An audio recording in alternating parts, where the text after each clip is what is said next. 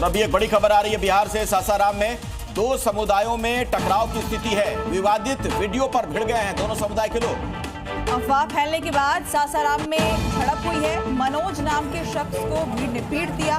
Police ने हालांकि मौके पर पहुंचकर हालात को संभाला है। विवादित वीडियो इसके पीछे की वजह।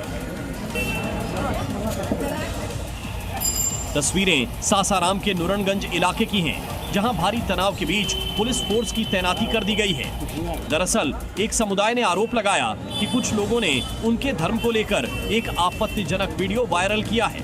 इसके बाद गुस्साए लोग सड़कों पर आ गए और धर्मशाला मोड़ पर एक दुकानदार मनोज गुप्ता के साथ मारपीट की। झड़प की खबर मिलने के बाद इलाके में भारी संख्या में पुलिस ने मोर्चा संभाला और लोगों को समझाने की कोशिश की। पुलिस की कोशिशों से हालात फिलहाल कंट्रोल में हैं।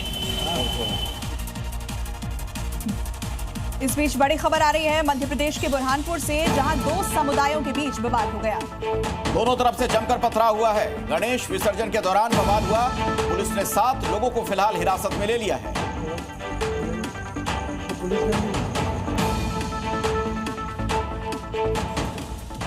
ये खबर हापुड़ से है, जहां सड़क हादसे में एक ई रिक्शा चालक की मौत के बाद तनाव पैदा हो गया।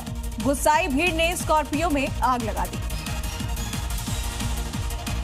स्कॉर्पियो की टक्कर से मौके पर ही ई रिक्शा चालक इस्लामुद्दीन की मौत हो गई और देखते ही लोगों की भारी भीड़ जुट गई। गुस्साए लोगों ने स्कॉर्पियो को पकड़ लिया और ड्राइवर की जमकर पिटाई की। बाद में भीड़ ने स्कॉर्पियो में आग लगा दी। पूरा मामला बाबूगढ़ थाना इलाके के सरवानी गांव के पास का है। मृतक के परिजनों ने शव को सड़क पर रखकर जाम लगाया और कड़ी कार्रवाई की मांग की।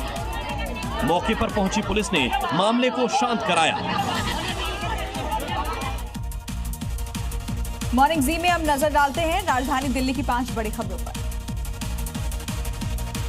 दिल्ली की मुख्यमंत्री रेखा गुप्ता ने बाढ़ प्रभावित पंजाब, उत्तराखंड और हिमाचल प्रदेश के लिए राहत सामग्री से भरे 52 ट्रकों को रवाना किया।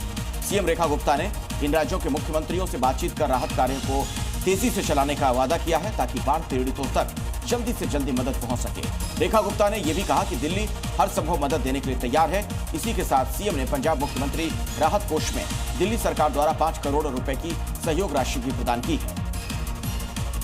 देश की राजधानी दिल्ली में गैंगस्टर्स का नेटवर्क लगातार फैलता जा रहा है। सुप्रीम कोर्ट में केंद्र सरकार ने खुद माना कि दिल्ली में फिलहाल 95 संगठित गैंग एक्टिव है, जिनके खिलाफ 5000 से ज्यादा केस दर्ज हैं। कई जिलों में कुख्यात गिरोह खुलेआम वारदात को अंजाम दे रहे हैं, जिसमें भाऊ गैंग, डिटोली गैंग, संदीप उर्फ काला जठेड़ी गैंग और नरेश सेठी अजय जेलदार गिरोह जैसे गैंग शामिल रही हैं, जो फिरौती, गोलीबारी, हत्या और गैंगवॉर की घटनाओं को अंजाम देते हैं।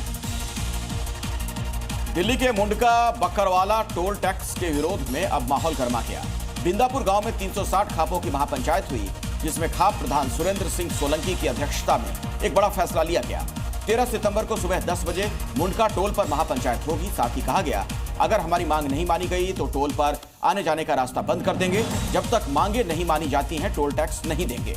किसानों ने टोल को दिल्ली बॉर्डर पर शिफ्ट करने की मांग की है। दिल्ली में यमुना का जलस्तर घटने के बावजूद बाढ़ का असर दिखाई दे रहा है। लोगों की परेशानियां खत्म होने का नाम नहीं ले रही। फसलों के बर्बाद होने के बाद सब्जियों के दाम आसमान छूने लगे हैं। आम सब्जियों के दाम अब दोगुने हो गए हैं। आजादपुर मंडी जैसी प्रमुख मंडियों में सब्जी की कमी बनी हुई है।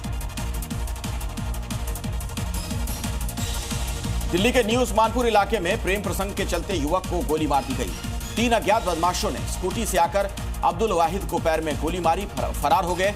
युवक के परिवार ने आरोप लगाया कि युवती के घर वालों ने उनके बेटे को धमकी भी दी थी और इसके बाद यह वारदात सामने आई है।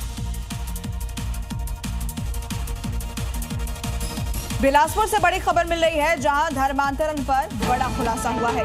तो हिंदू संगठनों ने की है पुलिस से शिकायत। चंगाई सभा में धर्म परिवर्तन का आरोप लगाया गया है। प्रार्थना सभा में बड़ी संख्या में लोग जुटे थे। भीम आर्मी पर सांठगांठ का आरोप लगा है। बजरंग दल और भीम आर्मी के बीच टकराव भी इस दौरान देखा गया।